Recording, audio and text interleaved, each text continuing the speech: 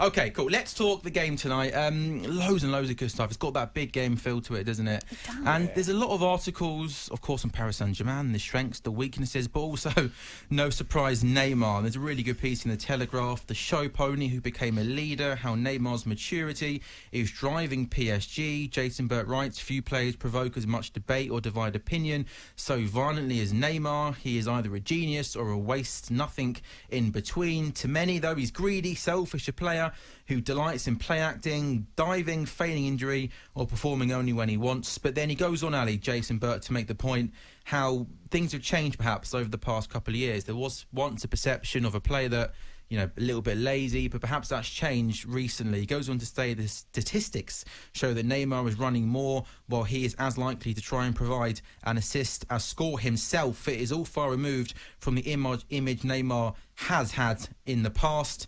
That close to Neymar, those close to Neymar believe that the fact that PSG got to the final was a trigger for him, realising he can fulfil his ambitions at the club. It settled him down, and the expectations remains that while he has not signed a new contract, he will do so. It seems that Neymar and PSG sense a renewed determination from him to finally go on and win the Champions League this season, Ali.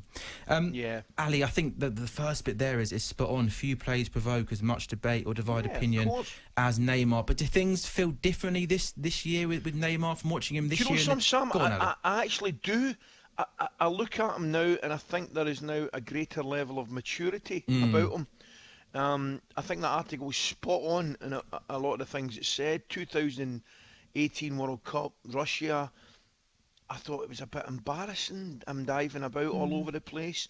You know, when you've got kids taking the mickey out you in the school playground and things like that for diving, that is not good. That is not good. And he's an unbelievably talented player. Fantastically talented player. A couple of the guys that I go at me because I said I couldn't really take to him because of his antics diving about. But I've got to say, and I'll stand by it, you know, I definitely think there looks this season when I'm watching him to be a greater level of maturity about him in his play and the way he's going about his business. That's not to say he'll not go down easy because they all do nowadays. But I think maybe there's a kind of penny dropped with him, you know, and he knows how important it is, particularly as he's getting on in his career. And he definitely wants this Champions League with PSG. Do you know the only thing I'd say about him this season is the number of games that he's missed through suspension. So still gets in trouble, still gets booked, still gets a couple of reds sent off. Maybe, is that just part of his game, Ali? Is he just that fiery personality? I think so. I do. I look at him and I see a passionate guy that wants to win. And in wanting to do that, I think he oversteps the mark a little bit with discipline. I think he's one of these guys that, when he feels wronged, he doesn't handle it very well. Takes it to heart. You know the type I mean, yeah. And I definitely think he's a little bit like that, and I think that's where he gets himself into trouble. If he just can't handle what he would deem injustice. It's a bit like the way Sam Allard walked into this room this morning. Yes. About the way that you don't reply to his messages. No, feels wrong. That will change. It wasn't an injustice. I didn't feel injustice. I just think it was rude, Laura. But I'd feel an injustice. No, that's where you're wrong. You replied to my message. It's rude if I read them and don't get back to you. I think it's even worse. You can't even bother to open them. You didn't even know what was said in the messages. You don't care that much about me. I bet you're muted, aren't you? Am I muted? As if Ali McCoy knows how to mute someone on WhatsApp, by the way. Don't be stupid. Do that. I'll teach you that as well. It's a godsend, Ali. It's an absolute godsend. Seriously? Yeah, genuinely. You can mute them and then they just... Anyway, look, this is not about tonight, but we are looking forward to it. Kick-off is at 8 o'clock. PSG taking on Manchester City.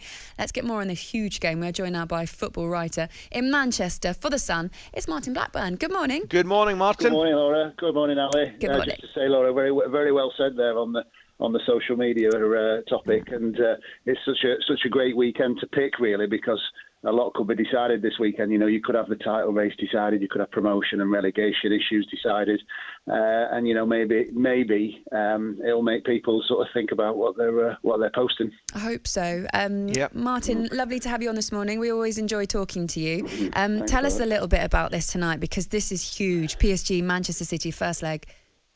It is. It's a really big one, actually, Laura. Yeah, I mean, City only their second time ever in the semi-final of the Champions League. PSG, of course, were the beaten finalists last year, and they've not won it either. But I think most fans here will have seen PSG against Man United in the group stage, against Barcelona and Bayern Munich. Those were all outstanding games that PSG have been involved in. So.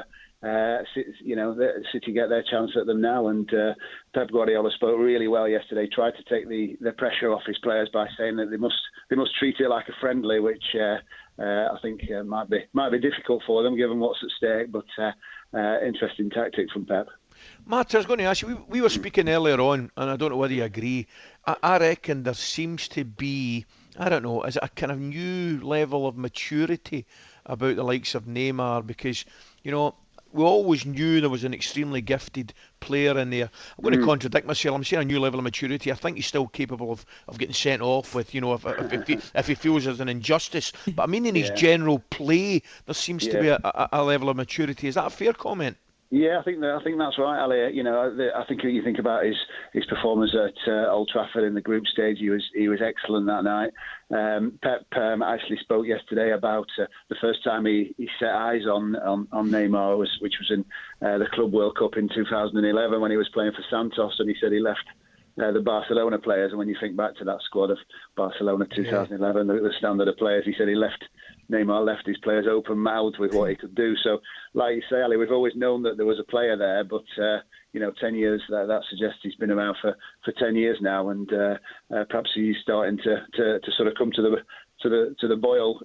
Guardiola said yesterday, had he stayed at Barcelona, he would have expected them to win 2 or 3 more Champions Leagues, which is quite a statement, and just goes to show how highly he rates him. He was asked about how you stop him, and he said it's virtually impossible. And if he thought too much about it at bedtime, he'd be having sleepless nights. There's a lot of subplots. There's a lot of subplots in this, Martin, aren't there? In terms of not just the players, but also the managers. Pep against Poch again. Yeah. We all remember last time they met in the Champions League. Obviously, when Poch was at Spurs. It's a bit of a dream, this one, isn't it, for a writer? Yeah, it is. There are so many different things about it, Laura. I mean, that was one of the most incredible nights I've sort of been lucky enough to be involved in. It just had everything. The Lamente handball, which these days probably understood, that that last minute sort of Sterling goal which was disallowed, and Pep down there on the touchline on his knees. It was such drama. If we can get sort of half of that again tonight and on Tuesday, then I think we'll do okay. But back to what Ali said about Neymar, they've got Mbappe as well, of course. City know all about him because he helped to put them out with Monaco maybe 4 years ago, I think it was now. So and for all those sort of brilliant forward players, City will probably go in without a recognised forward again tonight. They'll probably go for the false 9 with sort of 6 midfielders, if you like, as their front 6. So yeah, really fascinating game. Martin, what do you think in terms of the game going forward? I'm looking at Manchester City. They look, it's always difficult, but they look in a kind of ideal place, if you like, having a fantastic performance at the weekend. They've got the league, you think, sewn up. Pep knows what he's all about. Whereas you could maybe say about Pochettino, they're in a massive fight for their own league campaign, point behind Lille. So do you think City are slightly better placed going into it? Yeah, I think they are, actually, Ali. I think the weekend, although you mentioned City playing so well against Tottenham there, I think also the result at Ellen Road, United, not getting the win, perhaps just eased it a little bit on City because they can go to Palace now and probably they don't need to win. So if he needs to rest the 11 players, he probably could do, So whereas, as you say, Poch still has to quite a lot to do to sort of see Lille off.